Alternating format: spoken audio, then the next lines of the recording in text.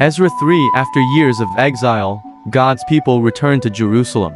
Ezra leads the way, bringing the law and a renewed heart for God. The temple must be rebuilt, the altar restored, and worship resumed.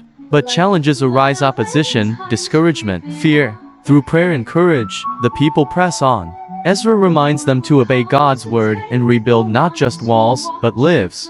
God's faithfulness shines brightest in their renewal. Ezra's story is our story too. No matter how broken, God can restore and revive. Will you open your heart to God's renewing power?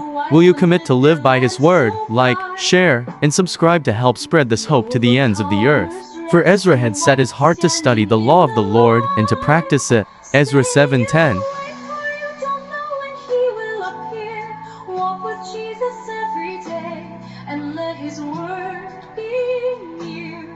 Those who long for God and choose to follow true will be the ones He takes when He comes breaking through.